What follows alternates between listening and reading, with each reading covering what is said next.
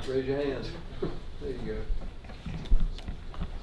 Zion, we saw you get banged up in that Tech game. Just how are you feeling, and have you been able to go full go this week? Yeah, I'm feeling good. It's just a little nagging injury that I've been trying to get better for a couple of weeks now. But I've been full tilt this week, so I'm ready to go.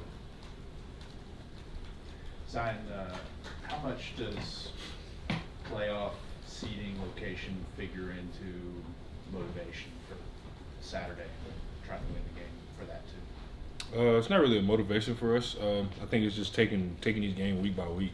Not really looking forward to the big picture. Everybody knows what we're fighting for, but just trying to take it one game at a time. Not really looking forward to next week.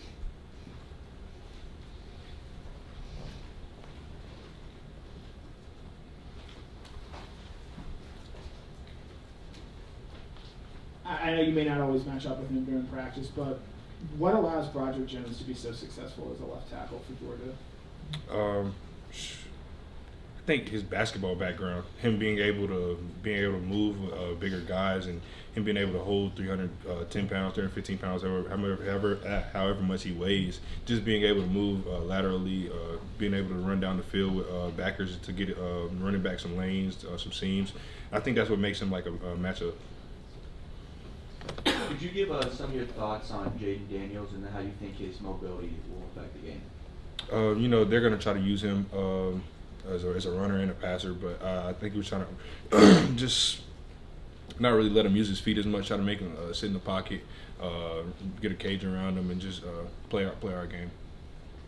So what stands out to you about LSU's offensive line and just the challenge going up against them? They're very veteran in their middle three.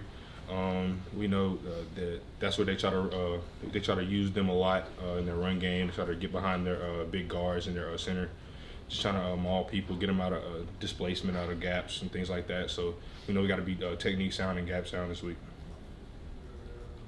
What are benefits to playing in Atlanta, and do y'all think you all have a home field advantage, so to speak, there? We always treat Atlanta like it's our backyard, like we're down the road in Sanford. So we do treat it like a home field advantage.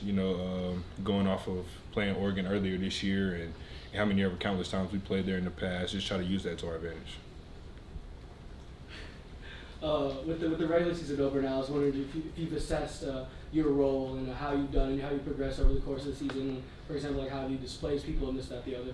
I just try to do that week by week. On Sundays and Mondays, try to go through, see what I did wrong, see what I did good, see what I did wrong, and just take it week by week. Not really looking behind it, just looking forward. Just keep trying to improve week by week. Just trying to up my play as much as I can.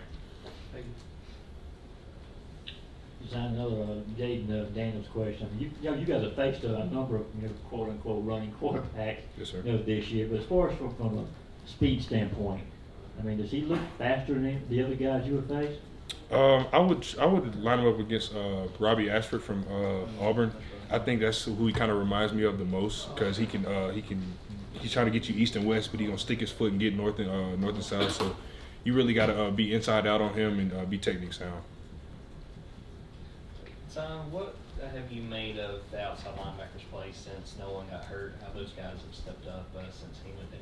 Shoot, just next guy up, like how every position group has in the past. Shoot, offensive lineman went down, the next guy's been able to step up and play big. So I think Chaz, Robert Beal, MJ Sherman, Marvin Jones, they did a big job since Nolan's been out, stepping up and playing a big role.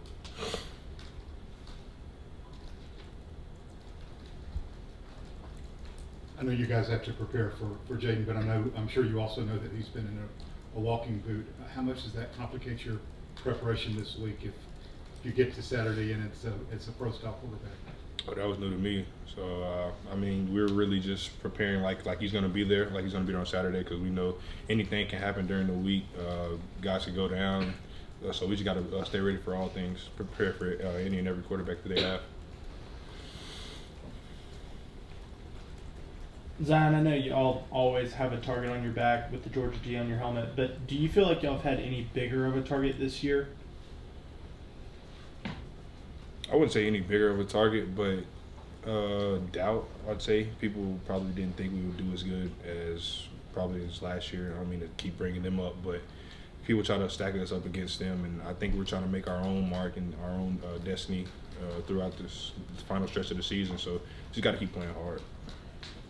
You mentioned last year's team and trying to separate from them. What do you think does sort of differentiate this team from last year's team? Just we have to lean on each other a little more because we don't have the beat. Well, we have beef up front, but we don't have 340 pounds. The guys is running sideline to sideline. We still have that, but we just got to lean on each other a little more. We don't have the veteran guys in each room like we used to, so we just got to lean on each other.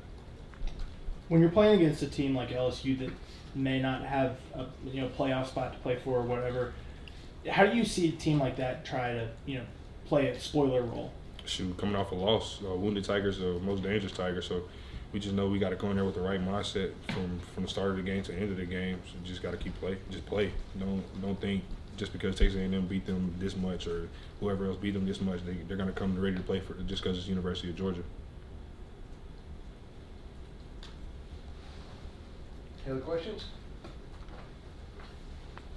Okay, thank you. There you go. Thank you. Anytime.